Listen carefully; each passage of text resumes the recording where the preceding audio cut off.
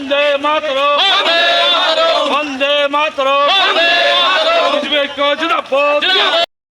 জিন্দাবাদ মাননীয় নবনিযুক্ত মানুষ তোমায় জানাই স্বাগতম মাননীয় নবনিযুক্ত নরেন্দ্র মোদী তোমায় জানাই স্বাগতম জিন্দাবাদ 17 Gulagati constituency wo Mandal President Chongza Katal Notgi Gulagati Hatiwo Tongthong Munil Hari Himboto Klajaka Tabu Hungake Gulagati Mandal President Chongina Zaka Narayan Debnatno Hainibai Tongthong Laimoni Bishingti Homdatam Klagi 17 Gulagati constituency ni Bishing Khobja Gulagati Hatiwo Lar Himboto Khailekha সকলকে নমস্কার দল আমাকে গুরু দায়িত্ব দিয়েছে সেই দায়িত্ব গোলাঘাটি মণ্ডলের সমস্ত ভোটার থেকে আরম্ভ করে আমাদের কার্যকর্তা যারা রয়েছে সকলের কাছে আমি একটি বিনম্রভাবে অনুরোধ করব আমরা সকলে মিলে কাঁধে কাঁধ মিলিয়ে এই গোলাঘাটি বিধানসভাকে সিপাহীজলার নর্থের মধ্যে শ্রেষ্ঠ মণ্ডল হিসেবে আমরা পরিগণিত করব এবং এই আশাটুকু এই বার্তাটুকু আমি সমস্ত কার্যকর্তাদের মধ্যে আমি দিতে চাই। ভারতীয় জনতা পার্টি আমাদের সমগ্র ত্রিপুরা রাজ্যে 60টি মণ্ডলের মণ্ডল সভাপতি ঘোষণা হয়েছেন। আমাদের সংগঠন পর্বের কাজ চলছে গত 4 মাস থেকে। আমরা প্রথমে সমগ্র ত্রিপুরা রাজ্যে ভারতীয় জনতা পার্টির মেম্বারশিপ গ্রহণ করেছি। তারপরে আমাদের প্রত্যেকটা বুথে ত্রিপুরা রাজ্যে 3349টা বুথেই বুথ সভাপতি ঘোষণা হয়েছে। এরপরে আমাদের 60 মণ্ডলের আজকে সভাপতি ঘোষণা হয়েছেন।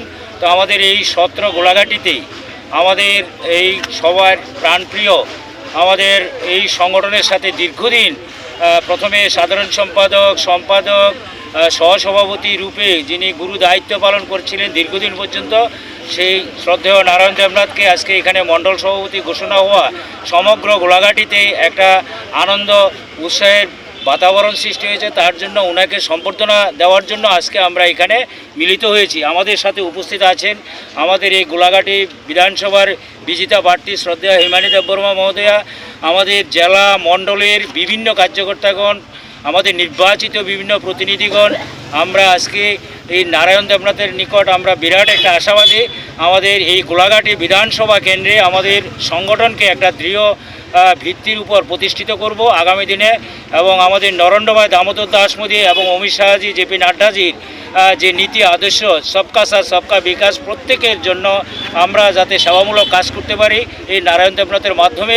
এবং আমাদের সমস্ত কার্যকর্তা যারা পুরান কার্যকর্তা নতুন কার্যকর্তা সমস্ত স্তরের কার্যকর্তাকে আমাদের সংগঠন এবং প্রশাসনের সম্পর্ক স্থাপন করে আমরা যাতে উন্নয়নমুখী কাজ করতে পারি সেই আশা রাখছি নারায়ণ দেবনাথ। মিছিলে কতজন লোক এসেছে তা আপনারাই দেখছেন। মিছিলে ভালোই সংখ্যক লোক হয়েছে।